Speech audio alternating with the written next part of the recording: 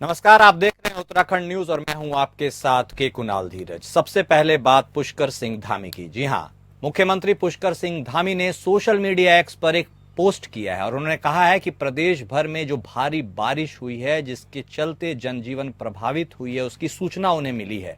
Rescue टीमों ने रात भर अभियान चलाकर लोगों को सुरक्षित स्थानों पर पहुंचाया है और प्रभावित क्षेत्रों में एनडीआरएफ और एसडीआरएफ की टीमों को अलर्ट मोड पर रहने के निर्देश दिए गए हैं। रामबाड़ा, भीमबाली, जखनियाली और अन्य अधिक प्रभावित क्षेत्रों में राहत और बचाव कार्य संचालित किए जा रहे हैं। स्थानीय प्रशासन को नुकसान का आकलन कर त्वरित रूप से कार्यवाही सुनिश्चित करने के निर्देश दिए गए हैं। इसके साथ ही सीएम ने कहा कि प्रत्येक प्रदेशवासी और अन्य प्रदेशों से आने वाले श्रद्धालुओं और पर्यटकों की सुरक्षा हमारी प्राथमिकता है, जिसके लिए हमारी पूरी टीम तत्परता के साथ कार्य कर रही है। आप सभी से अनुरोध है कि मौसम और परिस्थिति की जानकारी लेकर ही यात्रा करें। उत्तराखंड के मुख्यमंत्री पुष्कर सिंह धामी ने एक्स पर पोस्ट किया है। साफ तौर पर उन्होंने जनहित की बात कही है। जनता के ख्याल को ध्यान में रखते हुए उन्होंने इस पोस्ट में इन बातों से अवगत कराया है कि जिला प्रशासन और तमाम राहत की एजेंसियों को हाई अलर्ट मोड पर रखा गया है ताकि किसी भी तरह प्रभावितों को कोई परेशानी का सामना नहीं करना पड़े। जिस तरह से लगातार बारिश और भूस्खलन की घटनाएं हो रही हैं, उसको लेकर भी पुष्कर सिंह धामी अलर्ट मोड पर हैं। साथ ही सावन का महीना चल रहा है, बाहर के राज्यों से भी श्रद्धालु वहां पर पहुंच रहे हैं भारी संख्या में। ऐसे में पर्यटक और श्रद्धालु भी किसी परेशानी का सामना ना करें, इसके लिए भी कार्रवाई सुनिश्चित की जाए। इसके साथ ही एनडीआरएफ और एसडीआरएफ की टीमें भी हाई अलर्ट मोड पर रहे और जहां जहां लोगों को तकलीफ और परेशानी हो रही है उसका निराकरण करे।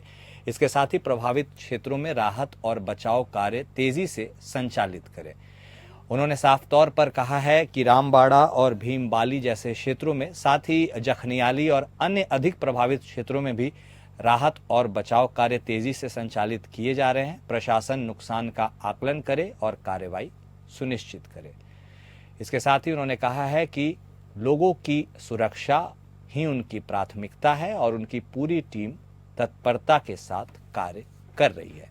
साथ ही उन्होंने एक मैसेज भी दिया है जो तमाम पर्यटक हैं, टूरिस्ट हैं और वहाँ के लोग, लोकल लोग भी हैं, उनको भी कहा है कि मौसम और परिस्थिति की जानकारी रखें और यदि कहीं निकलना भी हो तो उसके अनुसार ही अपनी यात्रा का निर्धारण करें। लगातार हो रही बारिश और भूस्खलन की घटनाओं ने पहाड़ी क्षेत्रों को बिल्कुल हिला कर रखा हुआ है और जिस तरह से नदी और नाले उफान पर हैं, कटाव तेजी से हो रहा है, वैसे में लोगों की सुरक्षा सर्वोपरि है और मुख्यमंत्री पुष्कर सिंह धामी भी इन्हीं बातों का ध्यान रखते हुए अलर्ट मोड पर हैं। तमाम प्रशासनिक अधिकारियों को उन्होंने निर्देशित करते हुए कहा है कि हर कार्य को अच्छी तरीके से करना सुनिश्चित करें और लोगों को प्राथमिकता दें।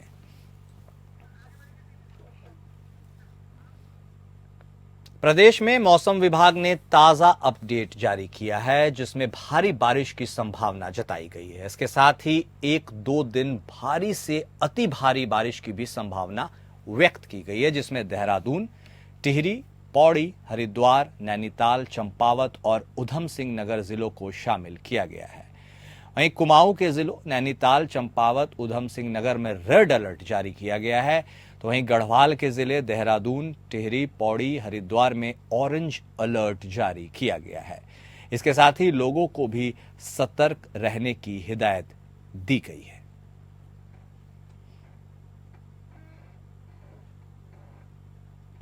तो कई जिलों में रेड और ऑरेंज अलर्ट उत्तराखंड सरकार की तरफ से जारी किया गया है।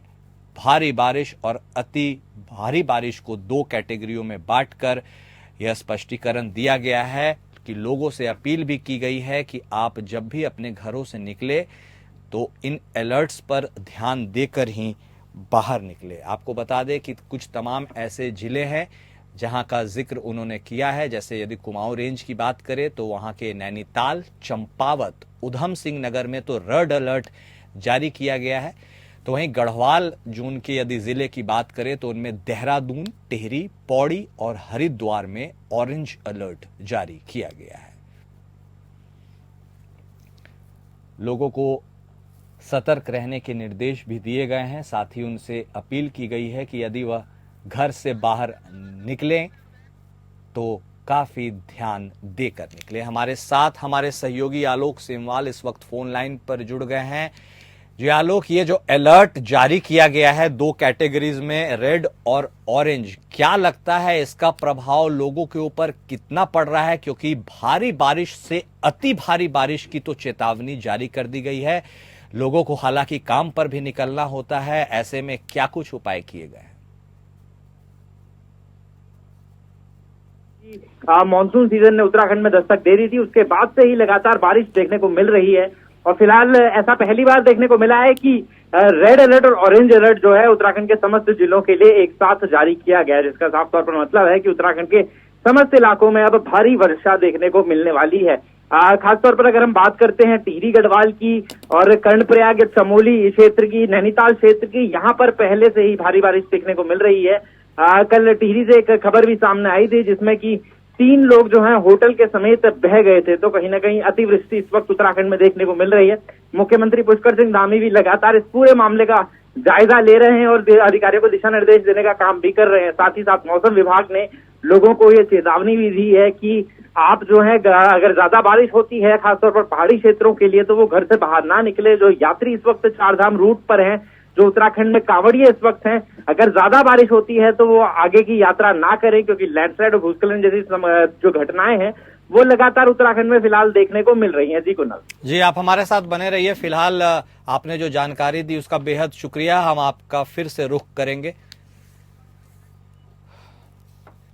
दिल्ली के कोचिंग सेंटर के बेसमेंट में पानी भरने से 3 बच्चों की मौत के मामले का संज्ञान उत्तराखंड सरकार ने भी लिया है। कोचिंग सेंटर्स को इस बाबत निर्देश जारी किए गए हैं। मुख्यमंत्री पुष्कर सिंह धामी और आवास मंत्री डॉक्टर प्रेमचंद अग्रवाल के आदेश के बाद इन पर कार्रवाई शुरू हो गई है। अपर सचिव आवास अतर सिंह और एमडीडीए के उपाध्यक्ष बंशीधर तिवारी को नियमों का पालन न करने वाले के खिलाफ कड़ी कार्रवाई के निर्देश दिए गए हैं।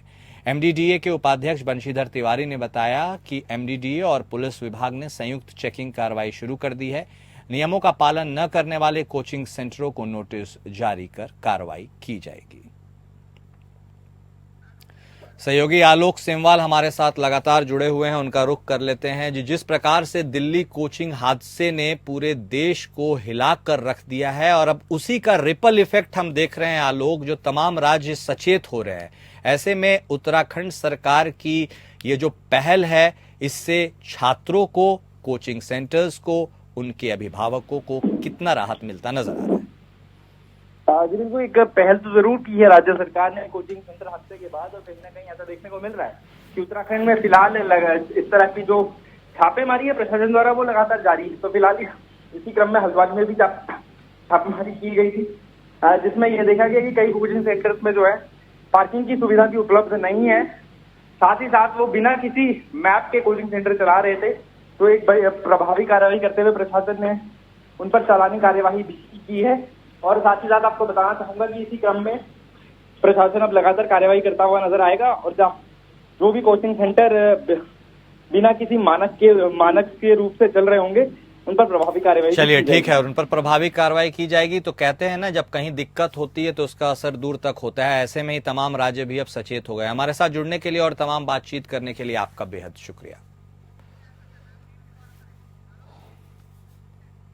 रुद्रप्रयाग में देर रात हुई भारी बारिश के चलते सोनप्रयाग मुख्य बाजार से तकरीबन 1 किलोमीटर आगे सड़क का काफी हिस्सा नदी के कटाव और पहाड़ी दरकने से वॉश आउट हो गया है। यहां पर फिलहाल किसी भी प्रकार की आवाजाही संभव नहीं है। इसी प्रकार से गौरीकुंड के आसपास जंगल चट्टी और भीमबली के बीच भी कई स्थानों पर पुलिस चौकी से आगे और लिंचौली क्षेत्र में पैदल मार्ग क्षतिग्रस्त हो गए हैं। सहयोगी सत्यजीत सरकार इस वक्त हमारे साथ फोन लाइन पर जुड़ गए हैं। जी सत्यजीत, जिस प्रकार से लगातार ऑरेंज और इस बार तो रेड अलर्ट भी जारी हो गया है, बारिश थमने का नाम नहीं ले रही है और ऐसे में भूस्खलन की ये घटनाएं, मार्ग अवरुद्ध होने की घटनाएं कितना चिंता पैदा करती हैं? ताजा अपडेट क्या है? जी तो देखो, सबसे मेन चीज जो बारिश ने रुद्रप्रयाग में ये हलचल मचा दी है, जिसमें देर रात में भारी बारिश के चलते उसमें भीम वाली पुलिस चौक के आगे जो चिमोली क्षेत्र में पैदल यात्रा में गश्त भी की है, लेकिन उसमें सामने जो रोड है, रोड पे इस तरह आज आवाजाही जो पूरा बंद कर दी, इसलिए बंद कर दिया गया है क्योंकि भारी बारिश के जो कटाव, जो रोड के हिस्सा जो नदी के कटाव के चक्कर में बहुत ज्यादा सड़क के आगे काफी हिस्सा बह गए, उसमें इस चक्कर में पूरा आवाजाही बंद करा दिया गया। उसमें पैदल आवाजाही भी संभव नहीं है जिस प्रकार से कटाव हो चुके हैं। लेकिन सबसे मेन चीज पुलिस के माध्यम से वहां पर सबको आगाह किया जा रहा है कि मतलब वहां से गाड़ी से अलाउंस करते हुए कि कोई भी वाहन अपना दूर यहाँ से ले जाए, वाहन नजदीक ना रखे या पैदल यात्रा कोई भी ना करे यहाँ से, क्योंकि ये मतलब कुछ भी घटना हो सकती है। इसलिए पहले से उन्होंने माइक से मतलब अलाउंस करते हुए रेड अलर्ट जारी कर दिया, सबको ऐलान भी कर दिया गया है। चलिए ठीक है, स्थिति बेहद विकट है और इसलिए लोगों को अपना ख्याल रखना भी बेहद जरूरी है। हमारे साथ जुड़ने के लिए, तमाम बातचीत के लिए आपका शुक्रिया। राष्ट्रीय प्रौद्योगिकी संस्थान यानी एनआईटी उत्तराखंड के स्थायी परिसर का निर्माण कार्य बीते 10 दिन के समाड़ी गांव के ग्रामीणों ने रोका हुआ है। ग्रामीणों के भारी विरोध के कारण एक सप्ताह से निर्माण कार्य ठप पड़ गया है। दरअसल सुमाड़ी गांव के पास एनआईटी स्थायी परिसर का शिलान्यास कांग्रेस और बीजेपी शासनकाल में अलग अलग 2 बार हो चुका है, लेकिन अब एनआईटी के स्थायी परिसर निर्माण कार्य यहां से कुछ दूर चमराड़ा गांव में शुरू हुआ तो सुमाड़ी गांव के ग्रामीण निर्माण कार्य के विरोध में उतर आए और बीते 1 सप्ताह से निर्माण कार्य को रोक दिया। ग्रामीणों की मांग है कि जिस स्थल पर एनआईटी का शिलान्यास किया गया, निर्माण कार्य की नींव वहीं पड़नी चाहिए थी, लेकिन ऐसा नहीं हुआ। जबकि सुमाड़ी गांव के ग्रामीण 84 हेक्टेयर भूमि एनआईटी को दान में दे चुके हैं और एनआईटी के नाम भूमि की रजिस्ट्री भी हो चुकी है। भूमि चिन्हित होने के बाद यहां 772 पेड़ एनआईटी निर्माण के लिए काटे गए, लेकिन अब एनआईटी का निर्माण अन्य जगह शुरू कर दिया गया है। ग्रामीणों का आरोप है कि एनआईटी प्रशासन अब दावा कर रहा है कि एनआईटी का निर्माण अनुपयुक्त भूमि पर नहीं होगा। देहरादून में लगातार हो रही भारी बारिश के दृष्टिगत किसी भी आकस्मिक स्थिति से निपटने के लिए एसएसपी देहरादून के निर्देश पर सभी थानों में पुलिस बल को आपदा राहत उपकरणों के साथ तैयारी के हालत में रखा गया है। साथ ही भारी बरसात के कारण नदियों नालों के में जल स्तर के बढ़ने के हिसाब से सभी थाना क्षेत्रों में पुलिस द्वारा अलर्ट घोषित कर दिया गया है। इसके साथ ही पुलिस को लगातार भ्रमणशील रहने के भी निर्देश दिए जा रहे हैं और नदी किनारे ना जाने तथा बढ़ते जल स्तर के दृष्टिगत सुरक्षित स्थानों पर लोगों को जाने की हिदायत दी जा रही है।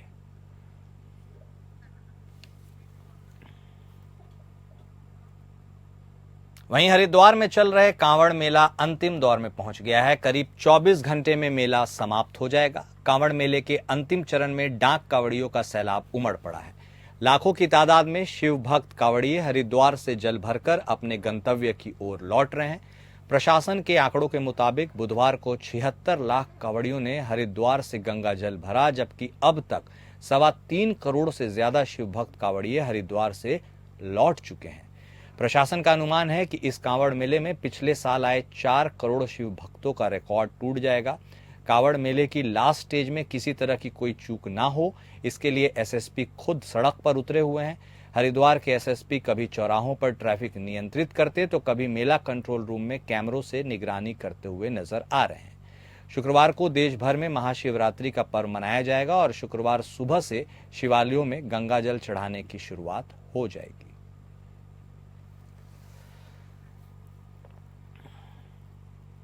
विश्व प्रसिद्ध जागेश्वर धाम में इन दिनों श्रावणी मेले की धूम नजर आ रही है। बुधवार की शाम हुई तेज बारिश ने मेले में खलल डाल दिया। जागेश्वर में शाम को आधे घंटे तक हुई मूसलाधार वर्षा के कारण जटागंगा नदी अपने पूरे उफान पर आ गई। इस अतिवृष्टि के कारण जागेश्वर में 2 मकान खतरे की जद में आ गए हैं। वहीं भंडारे स्थल को जोड़ने वाला पुल भी बह गया है।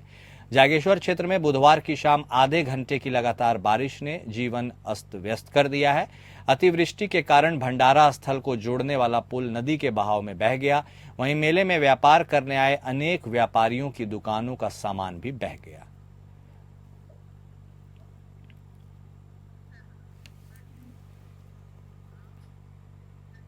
टिहरी जनपद के नैलचामी क्षेत्र के जखनियाली में बादल फटने से काफी नुकसान हुआ है। यहां सड़क के किनारे एक छोटा सा होटल था। अचानक पहाड़ी के बादल फटने से होटल के अंदर रह रहे 3 लोग मलबे में फंस गए।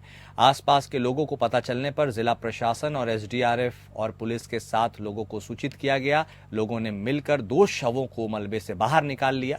तीसरे घायल विपिन को भी निकाला, जिसे अस्पताल ले जाया गया है। हालत नाजुक होने पर उन्हें हायर सेंटर्स रेफर कर दिया गया है।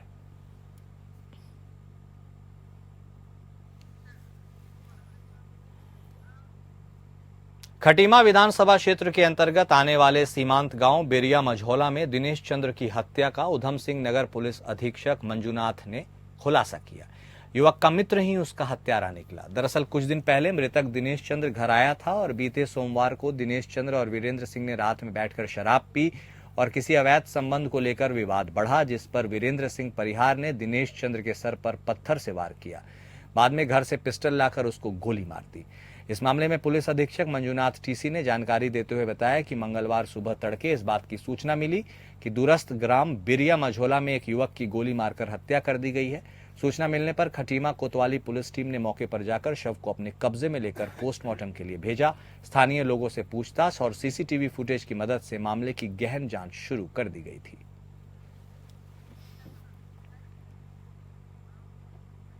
पोल्ट्री फार्म में काम करने वाले लालता प्रसाद की हत्या का सितारगंज पुलिस ने 24 घंटे में खुलासा कर दिया। वहीं एसपी क्राइम चंद्रशेखर घोड़के ने बताया कि ग्राम लौका निवासी सितारगंज कोतवाली में तहरीर देकर एक शिकायत दर्ज कराई थी कि उसने अपने मुर्गी फार्म पर काम करने के लिए करीब 2 साल पहले लालता प्रसाद पुत्र राम भरोसे निवासी ग्राम बरी को रखा था। वहीं 20 से 25 दिन पहले सुमन कुमार निवासी मुजफ्फरपुर बिहार को भी काम पर रखा था।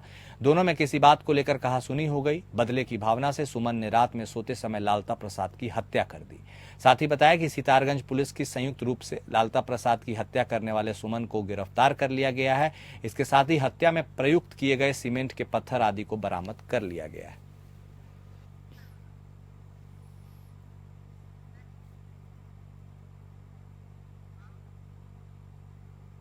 जखनियाली में भारी त्रासदी के बाद स्थानीय विधायक शक्तिलाल शाह और डीएम मयूर दीक्षित ने क्या कुछ कहा है, यह हम आपको सुनाएंगे, लेकिन उसके पहले यह बताना जरूरी है कि भारी त्रासदी जखनियाली क्षेत्र में भी देखी जा रही है।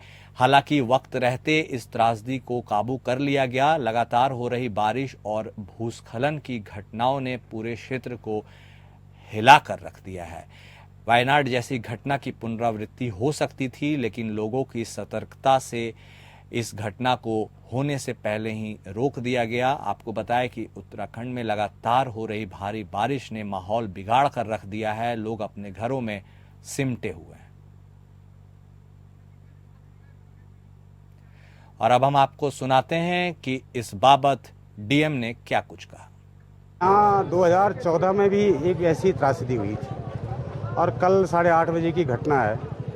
यहाँ पे 3 डेड बॉडियाँ हुई हैं। तीनों की तीनों हमें प्राप्त रात को ही कर दी थी। एसडीआरएफ, एनडीआरएफ और भारतीय जनता पार्टी के तमाम कार्यकर्ता रात को यहाँ पे पहुँच गए थे। हमें वो बॉडियाँ मिल चुकी हैं। हमने उन्हें पिलखी भेज दिया। एक बालक पे कुछ गुंजाइश थी, उसको हमने कोशिश की बचाने की, पूरा प्रयास किया हम लोगों ने, लेकिन लास्ट में हम हार गए। वो टीरी बौराड़ी जाते जाते ख़त्म हो गया। उसके बाद मैं और डीएम साहब स्पॉट पे सुबह 7 बजे से हैं। स्थिति बहुत ख़राब है। कुछ लोगों के विस्थापन की भी बात चल रही है। बाकी हमने देखा रोडों की भी स्थिति बहुत ख़राब है। कुछ पशु गाय भी अभी मिश्र बता रहे हैं कि अभी मिले भी नहीं हैं, दबे हैं। बाकी आप देख रहे हैं, ये क्या कर सकते हैं, ये आपदा है। आपदा में सब लोग अच्छा सहयोग कर रहे हैं, लगे हैं हम लोग। उत्तराखंड न्यूज में अभी के लिए इतना ही। नमस्कार।